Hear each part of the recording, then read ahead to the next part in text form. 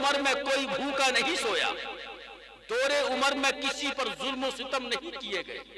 دور عمر میں خلافت دور عمر میں کبھی کسی پر ظلم و اتیاچار نہیں ہوا، کوئی بھوکا نہیں سویا، کیونکہ جس قوم کا خلیفہ ایماندار ہوتا ہے، پرہیزگار ہوتا ہے، اور اس کی نیت میں اللہ اس کے رسول کی رضا ہوتی ہے، اس کی مخلوق اور اس کے جتنے رعایا میں آتے ہیں اللہ سب کو خوشحالی عطا فرما دیتا ہے، نیت ثابت ہوتی ہے تو منزل آسان ہوتی ہے۔ حضرت عمر کا یہ دور رہا ہے۔ حضرت عمر رضی اللہ تعالی عنہ بعد نماز عشاء اپنی رعایا کو خیر و عافیت کے ساتھ مقدورہ فرماتے ہیں کہ میری رعایا میں کوئی رو تو نہیں رہا ہے، میری رعایا میں کوئی بھوکا تو نہیں سو رہا ہے۔ اللہ اکبر، آج ہمارے پاس میں ذرا سا پد مل جاتا ہے، ایک کردھانی کا ذرا سا پد مل جاتا ہے تو غربت کو رسوا کیا جاتا ہے، غربت کی مذاق اڑایا جاتا ہے، اور ہم اس کو پارٹیوں میں تبدیل کر دیتے ہیں، ہم اس کو پارٹی بنا دیتے ہیں۔ اگر کوئی غریب ہوتا ہے، اس کو آپ کی مدد کی ضرورت ہوتی ہے تو آج اس کو جو ہے پارٹیوں میں ہم تبدیل کر دیتے ہیں۔ اگر اس کے بچے بھوکے ہیں تو بھوکے رہ رہے ہیں، اگر وہ پریشان حال ہے تو وہ پریشان حال گھوم رہا ہے۔ لیکن دور عمر میں کبھی ایسا نہیں ہوا۔ آپ کے دور میں یہود و نصارہ بھی موجود ہیں اور آپ کے دور میں ہر مذہب کا موجود ہے، لیکن کوئی بھی حضرت عمر کی شکایت کرنے کو تیار نہیں تھا۔ اس لیے آپ نے کسی کا دھرم نہیں دیکھا، آپ نے کسی کا مذہب نہیں دیکھا، آپ نے کسی کا عقیدہ نہیں دیکھا۔ اگر آپ نے دیکھا تو نبی کا فرمان دیکھا۔ میرے آقا علیہ الصلوۃ والسلام ارشاد فرماتے ہیں اگر خلافت میں اگر تمہارے سامنے غیر مذہب والا بھی ہے تو اس کا بھی اتنا ہی خیال تمہارے لیے لازمی ہے جتنا اپنوں کے لیے کر رہے ہو۔ خلافت کا معنی ہے بادشاہ، اور بادشاہت کی ریاست جو ہوتی ہے وہ سب کے لیے برابر ہوا کرتی ہے، اس میں نہ بھید بھاؤ ہوتا ہے، نہ ذاتی پات ہوتا ہے، نہ اس میں دھرم کا کوئی اینگل ہوتا ہے، اس میں جو بھی ہوتا ہے سب کے لیے برابر ہوا کرتا ہے۔ اللہ اکبر، حضرت عمر رضی اللہ تعالیٰ عنہ کا یہ روزانہ کا معمول رہا ہے کہ آپ جب بھی گھر سے نکلتے تو تمام دروازوں کی آوازوں کو سنتے ہوئے نکلتے کہ کسی کا بچہ تو بھوک کی وجہ سے نہیں رو رہا ہے، کوئی ماں اپنی وجہ سے اپنے بھوک کی وجہ سے تو نہیں رو رہی ہے، کوئی غریب غربت کی وجہ سے تو نہیں رو رہا ہے۔ کئی بار ایسے واقعات ہوئے، ایک مرتبہ کا ذکر ہے، ایک ماں اپنے لال کو یہ کہہ کر سلا رہی ہے کہ بیٹا سو جاؤ، ابھی میں کھانا بنا رہی ہوں، کھانا بن رہا ہے۔ تو بیٹا کہتا ہے ماں 3 گھنٹے ہو گئے کھانا ابھی تک نہیں بنا ہے۔ اللہ اکبر، ماں کی آنکھوں سے آنسو نکل آتے ہیں اور ماں ارشاد فرماتی ہے میرے لال یعنی کھانا تو نہیں بن رہا ہے، میں نے پتھر ابالنے کے لیے رکھے ہیں۔ اللہ اکبر، بیٹا میں تمہیں دلاشا دے رہی تھی لیکن اب میں چھپا نہیں سکتی، اب میں تم کو بتا نہیں سکتی میرے لال، اب وجہ یہ ہے کہ تم اب اپنا سونے کا انتظام کر لو، صبح کو جیسا ہی انتظام ہوگا میں تمہارے کھانے کا انتظام فرما لوں گی۔ اللہ اکبر، پیارے حضرت عمر رضی اللہ تعالیٰ عنہ کی کان میں جب یہ آواز پہنچی تو آپ سے رہا نہیں گیا، آپ کے سینے میں وہ دل تھا جس میں اللہ تبارک و تعالیٰ نے ملامیت عطا فرمائی تھی، اور وہ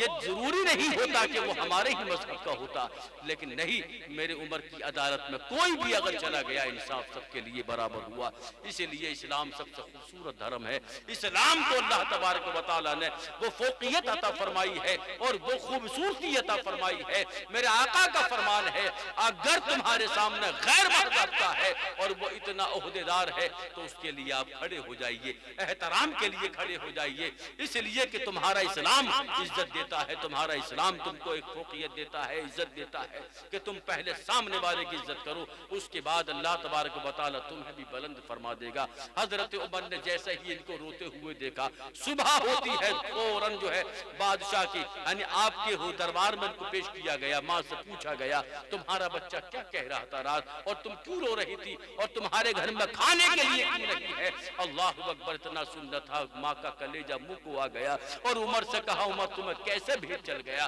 تمہیں کیسے پتا چل گیا؟ تو عمر ارشاد فرماتی ہے یہ عمر ہے، اس لیے جب تک کوئی سکون سے نہیں سوتا ہے عمر کو نیند نہیں آتی ہے۔ آج ہمارے یہاں پر جتنے عہدیدار ہیں جب تک حرام کا نہیں کھاتے ہیں ان کو سکون نہیں ہوتا، جب تک ناجائز نہیں کھاتے ہیں ان کو سکون نہیں ہوتا، غریبوں کا حق وہ کھا رہے ہیں، یتیموں کا وہ کھا رہے ہیں، سرکار کی طرف سے آنے والی سویدھاؤں کو مال ہڑپ وہ کر رہے ہیں۔ اللہ اکبر، آپ غور کیجئے، آج کا دور یہ ہے کہ جس ملک کا نظام خراب ہو جاتا ہے اور جس ملک میں جو ہے عیاشی اور غداری شروع ہو جاتی ہے، جس قوم کے اندر یہ تمام خامیاں شروع ہو جاتی ہے، اس قوم کی رعایا برباد ہونا شروع ہو جاتی ہے، برکتیں ختم ہو جاتی ہیں، جو سرکاری سویدھائیں ہوتی ہیں ان میں کٹوری کرنے والوں یاد رکھنا اللہ تمہیں کبھی معاف فرمانے والا نہیں ہے۔ جو آپ ذرا سی اسکیموں کو لے کر کے اس میں بھٹیا گیری کر رہے ہیں، اس میں لوٹ املاٹ کر رہے ہیں،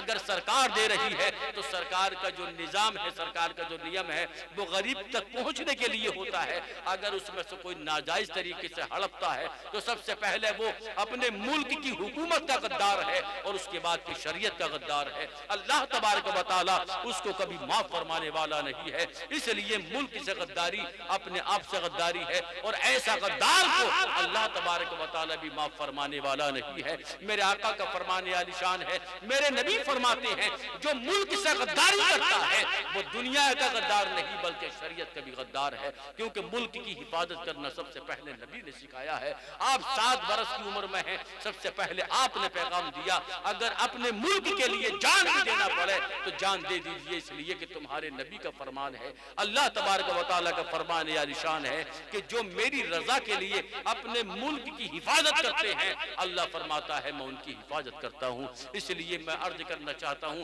حضرت عمر کا دور نہیں بلکہ آپ کا بادشاہت کا دور گزرا ہے۔ اللہ پاک ہم سب پر جو ہے حضرت عمر رضی اللہ تعالیٰ عنہ کا سایہ عطا فرمائے۔